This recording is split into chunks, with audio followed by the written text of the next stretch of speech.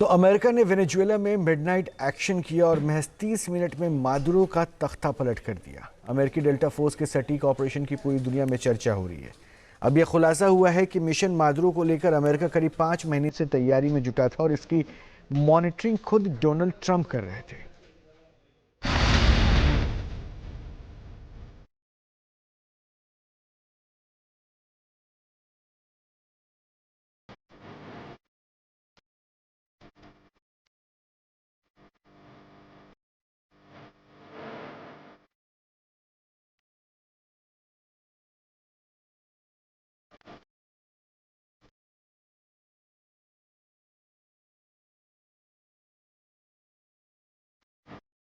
बारूद की बौछार से वेनेजुएला में हाहाकार मचा।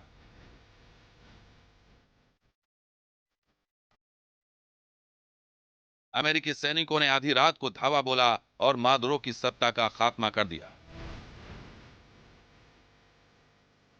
3 जनवरी की रात महज 30 मिनट में अमेरिकी डेल्टा फोर्स ने वेनेजुएला में अपना ऑपरेशन पूरा कर दिया। अमेरिकी सेना की इस मिशन को ऑपरेशन एब्सोल्यूट रिजॉल्व नाम दिया गया था। इस अभियान में 150 से ज्यादा विमानों ने हिस्सा लिया, जिनमें लड़ाकू विमान, बॉम्बर और ड्रोन शामिल थे। इनकी मदद से वेनेजुएला के एयर डिफेंस सिस्टम को फेल किया गया।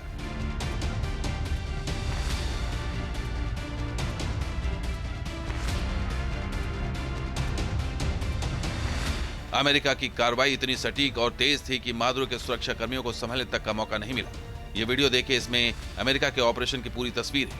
काराकस में कैसे अटैक किया गया, अमेरिका से लेकर वेनेजुएला तक अमेरिकी फोर्स कैसे पहुंची, इसमें सब कुछ दिखाया गया है। रिहायशी इलाके में आम लोगों को नुकसान पहुंचाए बिना सिर्फ मादुरो को कैसे पकड़ना है, यह भी जवानों को पता था और उसी हिसाब से ऑपरेशन को अंजाम दिया गया।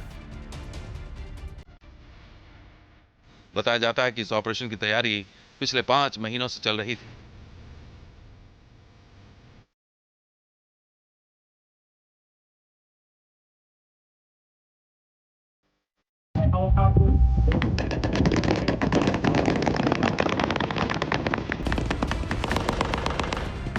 विमान से रस्सी के सहारे उतरते जवान, ग्राउंड पर तेजी से भागते जवान और गोलियों की आवाज से गूंजता पूरा इलाका। ये वीडियो अमेरिकी सैनिकों की उस प्रैक्टिस का है जिसे वेनेजुएला पर हमला करने से पहले किया गया। काराकस में कैसे अटैक किया जाना है, उसकी पूरी तैयारी डोनाल्ड ट्रंप ने खुद देखी थी।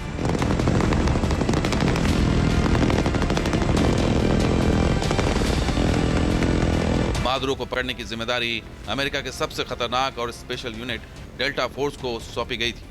अमेरिका के केंटकी शहर में ज्वाइंट स्पेशल ऑपरेशन कमांड ने मादुरो के कंपाउंड यानी वेनेजुएला के राष्ट्रपति भवन का फुल स्केल मॉडल बनाया और हमले की प्रैक्टिस की। कई महीने तक कमांडो यहां दिन रात अभ्यास करते रहे। हमला सटीक हो, इसके लिए तमाम बारीकियों का ध्यान रखा गया।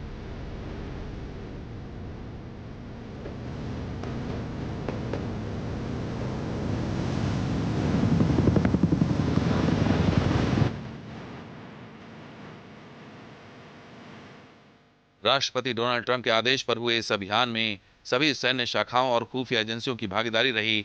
सबसे पहले अमेरिका के एक करीबी इनसाइडर को मादुरो के घेरे में शामिल कराया गया।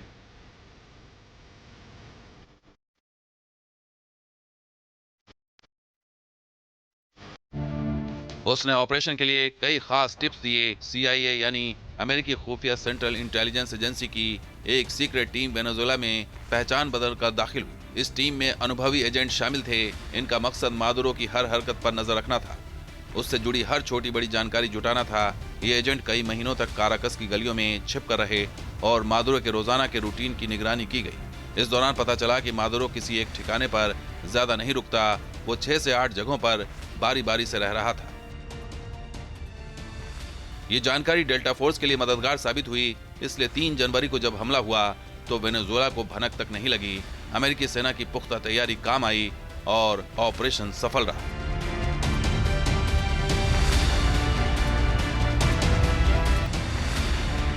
ऑपरेशन को अंजाम देने के लिए अमेरिकी सेना को इस बात की जानकारी होना जरूरी था कि मादुरो उसी परिसर में मौजूद रहे जिस पर वो हमला करने वाले हैं। इसलिए पहले से ही पुख्ता तैयारी की गई और सटीक टाइमिंग पर अटैक किया गया, जिसके बाद मादुरो को गिरफ्तार कर अमेरिका ले जाया गया।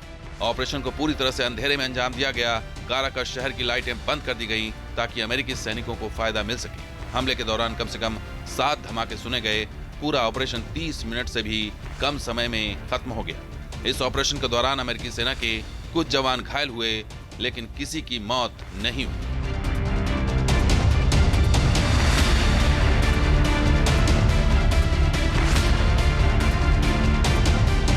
So we are going to run the country until such time as we can do a safe, proper, and judicious transition. And it has to be judicious because that's what we're all about. We want peace, liberty, and justice for the great people of Venezuela.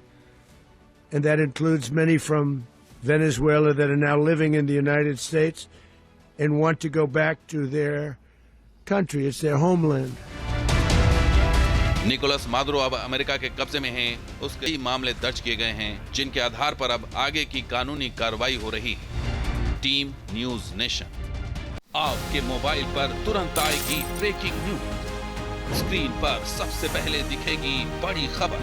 देश दुनिया की हर खबर एक जगह। अब आपके mobile पर तुरंत फटाफट इंस्टॉल कीजिए न्यूज नेशन ऐप और रखिए खुद को अपडेट।